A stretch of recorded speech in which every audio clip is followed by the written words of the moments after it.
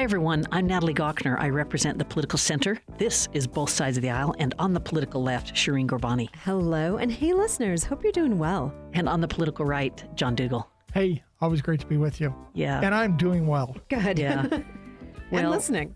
Yeah. Hey, what was that? I feel this solemnity or a sort of a soberness just thinking about the Middle East right now. And I just thought, let's just start out the program. John, do you have an answer? Well, do you have an answer of how to solve two-state this? solution, let's have a pause. Let's get to the table and start discussing things. Does a two-state solution even address the issue of Iran? Yeah. Probably not. What is Iran doing? Well, they want to eradicate Israel. Yeah. Well, so Iran long funded Hezbollah. So the leader of Hezbollah was killed in an attack from Israel. And now retaliation is what's happening. So there is certainly escalating war in the region, which is something I think we've all been very worried about. And I do think that it's difficult to imagine what solutions are here, because these conflicts are feeling as old as time at this stage.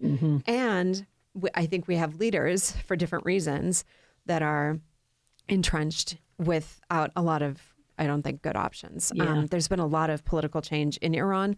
Their prime minister, do you remember this? Like, sort of, it's unclear, but their, I believe, prime minister was killed in a plane crash. Yeah, like a helicopter crash in bad weather. There was some suspicion around that. I think that, and then ultimately a new person is in that role who has not been in power long.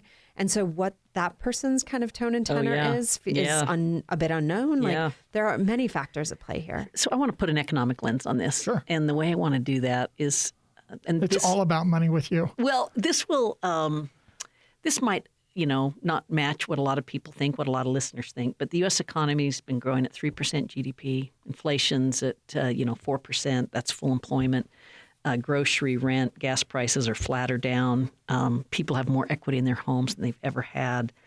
We've got robust corporate profits. We have stock market setting records day after day. Jamie Dimon with J.P. Morgan was asked about his biggest concern about the economy. And he's just like, the economy is doing so well in this country. But his biggest fear is geopolitical events. And that's a pretty hard thing to forecast or to plan for, John. Oh, yeah. It's kind of like what they call a black swan event. Yeah. You can't predict it. It's not a trend. It's just something that happens or doesn't happen, and you don't quite know what's going to materialize. Yeah. And part of why I said what I'm saying would be controversial, because maybe some people think the economy's not doing well, because that seems to be the narrative of a lot of people who aren't in office right now. But truth be told, the measures are pretty strong for the U.S. economy, for the Utah economy. But economists are very fearful of what they call exogenous shocks that would come from something like this. So let's say hypothetically, there is major war in the Middle East, not this kind of tit-for-tat kind of action that's taking place right now, but massive war. What would that do to the U.S. economy? Well, at first, oil prices shoot up, so energy gets turned on its head, and then you get consumer sentiment globally falls. Or specifically in the U.S.? Stock market falls globally, And it can trigger a recession in a heartbeat. Yeah, and I just have to say, I know when we think about war, I'm not sure that we're conceptualizing it in the same way, but we're talking about a span since last October where over 1,000 Israelis have been killed. We're talking about 40,000 Palestinians having lost their lives, moving into the thousands of individuals in Lebanon who have lost their lives. So we are seeing a mass devastation and loss of life associated with this regional war, right? So I just want to put a fine point on that. Yeah, war's already here. Yeah, it's here. So let's make this a little bit even more in the political world. We have a debate tonight. We're recording this before the vice presidential debate. Oh, I thought you were talking the Attorney General's debate. Yeah, we have that too. We have a lot of debates coming up. The General's debate is right before the VP debate. But we have J.D. Vance and the governor of Minnesota in a debate. What do you predict will happen, John? What are you looking for? I'm not sure what to predict coming out. Clearly, J.D. Vance is probably going to feel like he's going to be the strongest. I think Governor Walz has tried to set expectations that he's not a great debater and trying to tone down any perception of winner or loser coming out. Yeah.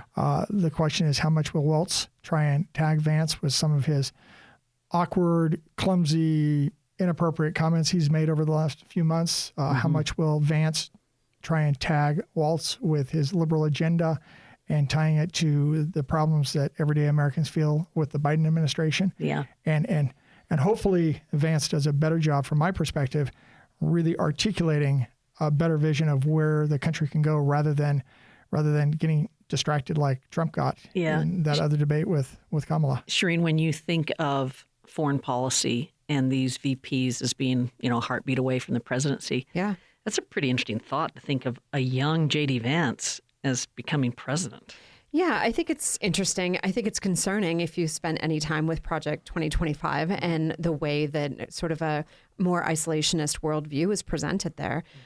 Is that ultimately, he co-wrote, my understanding is he wrote part of the forward for that, is a person who's deeply associated with these quite unpopular political views. And Ukraine will come up tonight because J.D. Vance has been one of the most, ardent opponents. Yeah.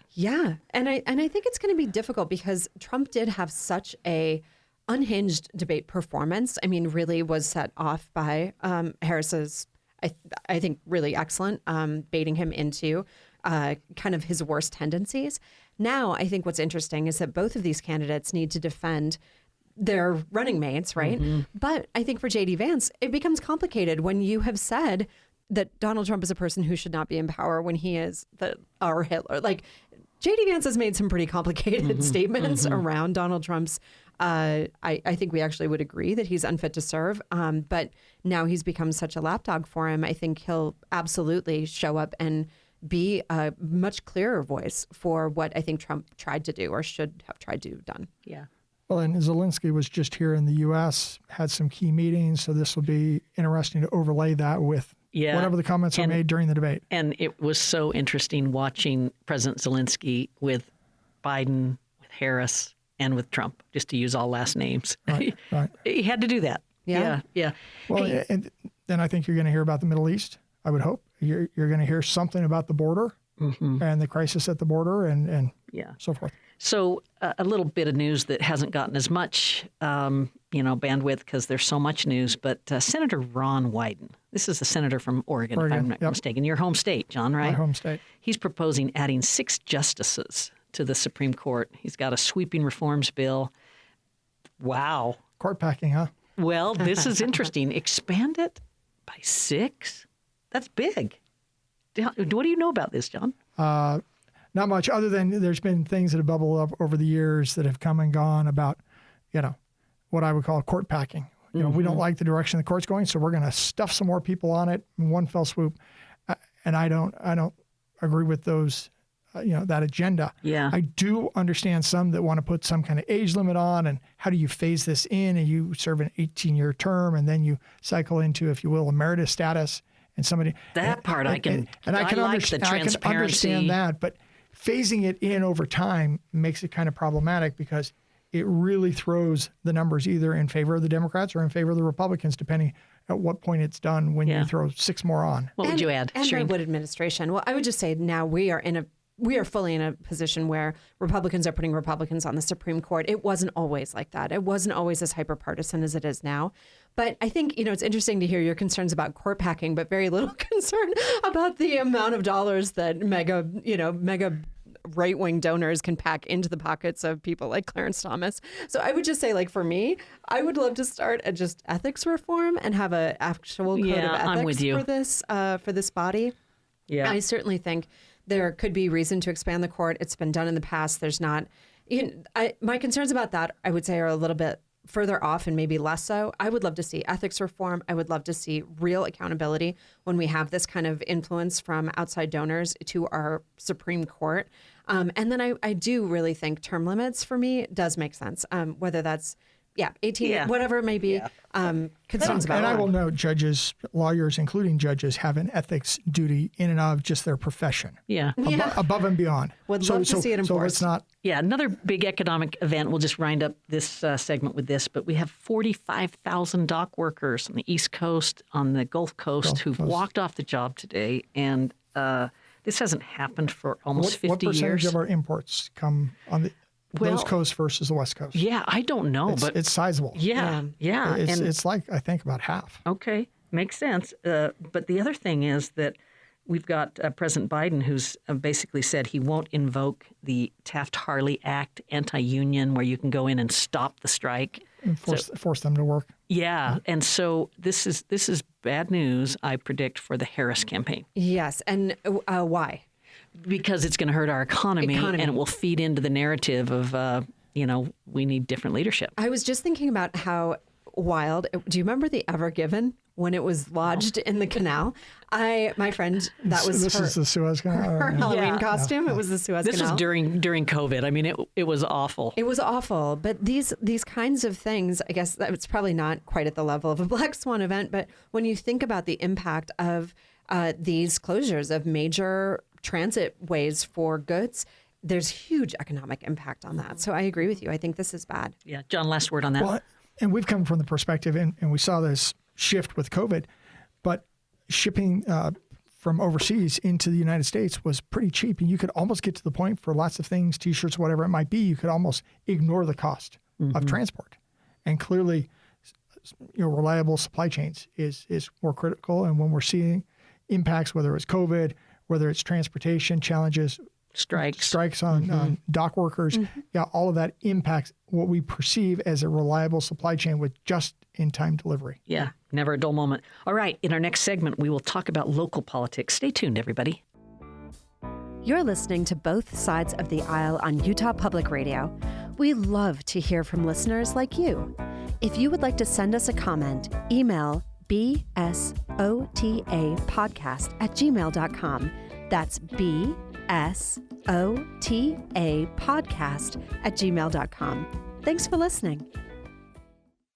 Shireen Gorbani on the left. John Dougal, still here on the right. Natalie Gochner in the Political Center. This is Both Sides of the Aisle. We want to talk about a lot of things in the news locally. And let's just start with the Cox campaign accepting $10,000 from a foreign subsidiary as part of his campaign. This it rubbed some people wrong because of Amendment D and its provision that in an initiative petition you can't accept foreign money, but for the governor's race you can. Am I getting any of this right, you two? Yeah, well, yeah. So Amendment D. For 10K, we'll let you know.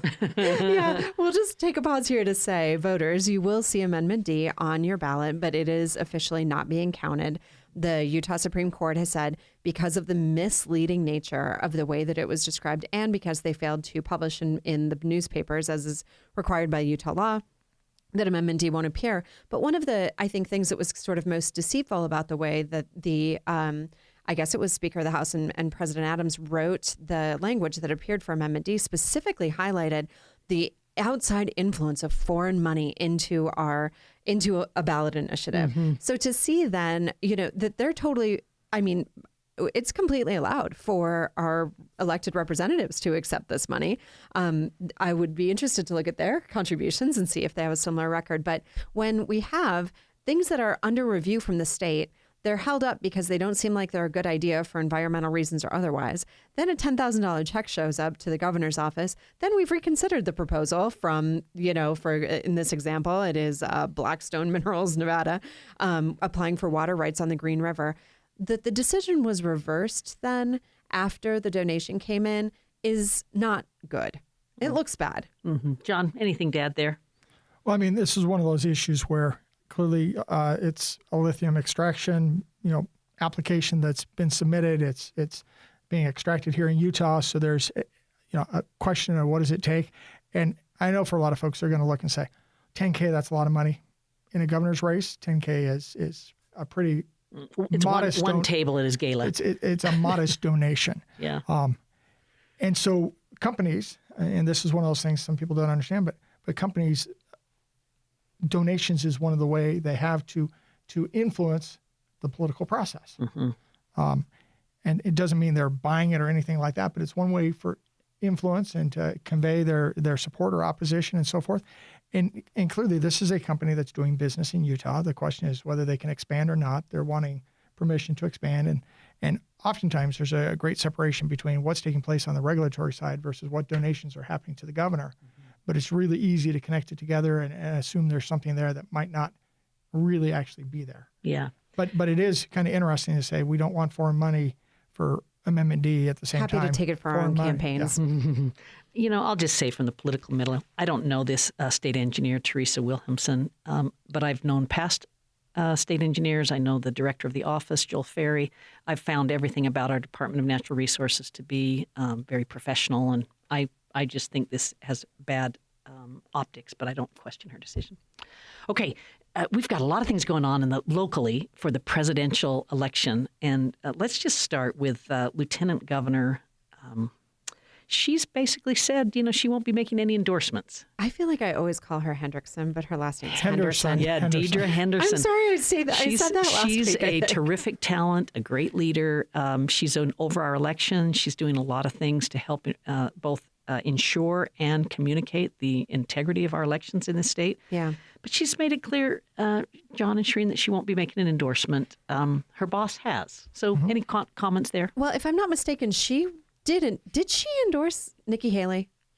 That kind of yes, I think sounds she right did. to I me. think she did. So I would just take that as a clear sign that this is about Donald Trump, and I'm proud of her. Good for her. John, any Well, add and not there? just Donald Trump. I think when you look at the election denial and stuff like that, and she lives in the world of elections. Yeah. For a lot of election professionals, that's concerning the antics that he's had and the inability for him to prove anything and just to keep making claim after claim after claim with no proof. Yeah. Kudos to her. It's good that she's able to stand and make her own endorsement or lack thereof, rather than just doing whatever the governor might say and just going in his footsteps. I share her concerns. I'm one of those that also refused to endorse the Republican nominee. Yeah. Well, and I'm proud of you, John, and I'm proud of our Lieutenant Governor. I like people who stand for something. Yeah. And I think you're standing for something here now. One of the key things people forget is just because you don't endorse somehow means you're endorsing or supporting the other side. And it's like, no, I can disagree with both of them. Yeah. Chappell Roan's been saying the exact same thing all week. Anyway, go on. Yeah, well, it reminds me, I also political heard, so the former Arizona Senator Jeff Flake, who's the former ambassador to Turkey, who now chairs World Trade Center Utah. Welcome, Jeff. Welcome back to Utah. Spends a lot of time in our state. I think has a residence in Alpine or something. But I saw him on the Sunday news programs talking about his not only not endorsing Donald Trump, but actually supporting Kamala Harris.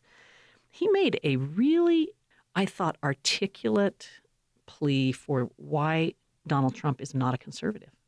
And he's not a conservative. Yeah. Well, he pointed in any out sense of the word. He pointed out what he does with immigration. He pointed out what he does with tariffs. He pointed out, what he does with foreign policy, rule of law.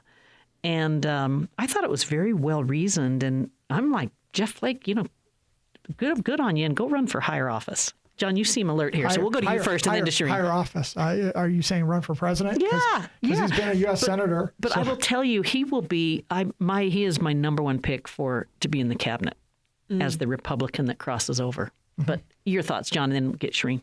Yes. So I think I've known Jeff since we were both teenagers, I think is when I first met him. He was on a family vacation here in Utah. Really sharp guy. I appreciate a lot of stuff that he did, especially in Congress. He was a little more what I would describe as moderate when he was in the Senate. And maybe that just comes with the collaborative nature of the Senate body. But I look at his decades Did you mean of moderate in a bad sense or a good sense there? Well, from my perspective, Too moderate, you're saying? Too moderate in terms of certain programs you're saying that he I was would like me. Yeah. Okay, keep going. More. He was more like me in the House and more like you in the Senate. Okay, got it. And stuff. And when you have 6-year terms, you're more like yourself. Well, and that may be right. And you're representing a different constituency, so he's representing the entire state rather than just a district, and so that colors, what your constituents want. But I've appreciated his service, his outspoken nature.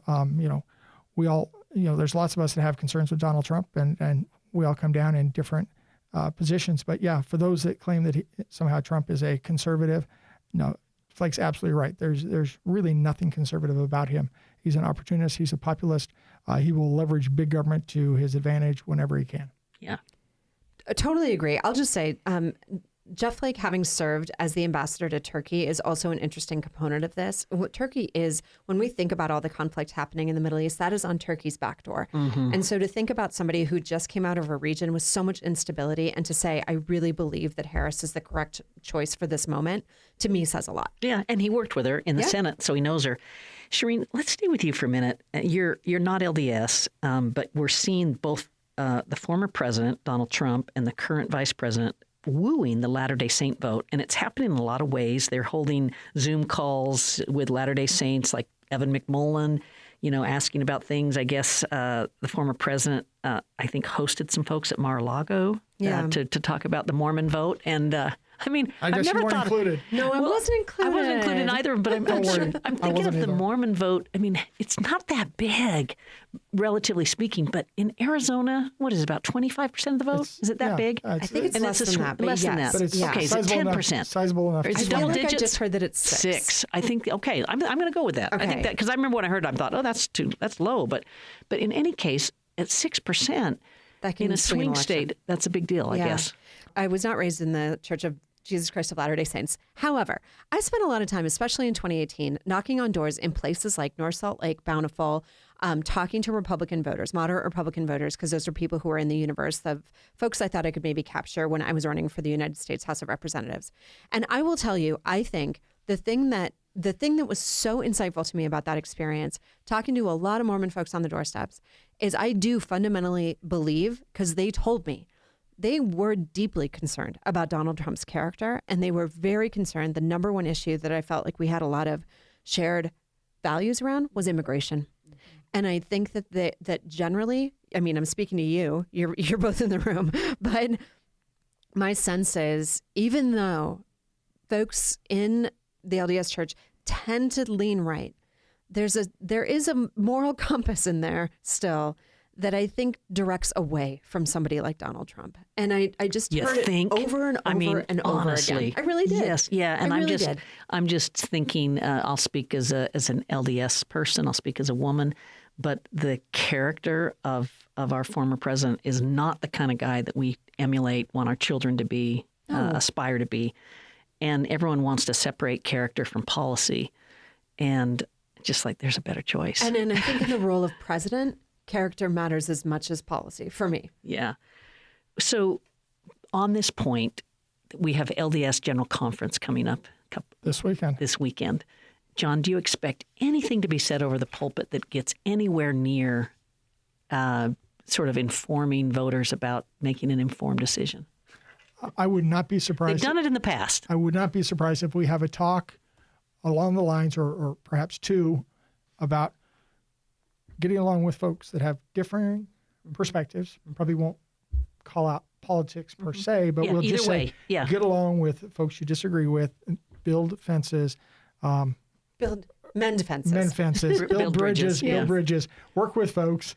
I think we might even have one that could go along the lines of choose the best person to lead, without calling out any party or any candidate, but just those type of issues. I mean, all of it is I think, for leaders of the LDS Church, the animosity in the political system and the dangerous tendencies of some of our leaders, past and present, will cause them to send that kind of broad message. Because historically what they said is, we're not taking a position on a candidate or a person, but go vote your conscience and do your research. We'll make a commitment to our listeners that we'll report back to you on what we learned in General Conference. Should be interesting. You got a link to listen? I'm sure I can find it. LDS.org. They like to say Church of Jesus Christ of Latter-day Saints.org, but LDS.org works. Yeah. Hey, we just have a minute or so on the program left. Let's just close this down by talking about Amendment D. So this is the Supreme Court. Shireen referenced it earlier, but they ruled that the votes will not be counted on Amendment D. This is the amendment that gave the legislature more power to repeal, amend, initiative petitions. And this wasn't a trial judge. This was the Utah Supreme Court ruled, and so it's kind of done. It's been spoken for. I liked in their ruling that they said the public interest requires that constitutional amendments be submitted to voters in the way mandated by the supreme law of the state. And that's where they messed up. Well, and this is, I'm not sure who had the duty to make sure it was published 60 days in advance, not just on this amendment, but I'm told the other amendments missed it as well. Do you think that's been for some time they've been missing it? I don't. Meaning like in years prior? I haven't heard it in years prior, but I don't know if somebody has a new job or something changed or whatever. But I mean, it's not like this is the first time we've run a constitutional amendment in 10 or 20 years. In research and academics, we love situations where you have a before and after kind of thing. And there were a lot of things said that by not putting on the ballot in November, where all hell's going to break loose in the next 2 years before the next general election. We now have a test case. Now we'll find out. Yeah, we'll find out if all hell breaks loose. Yeah, Shireen? well, I think what we'll learn is that our legislators were in hysterics, and I think that will be proved. But I would just ask voters to really take time with your ballot. They should be showing up around October 15th. You're going to see a lot of things, a lot of bonds, a lot of different issues on your ballot. But on Amendment D and potentially A, we'll report back on that. But on Amendment D, you don't need to vote. Won't be counted. Hey, that's a wrap for the program. Thanks, everybody, for listening. I'm Natalie Gochner with Shireen Gorbani and John Dougal. The program's produced by Anthony Scoma.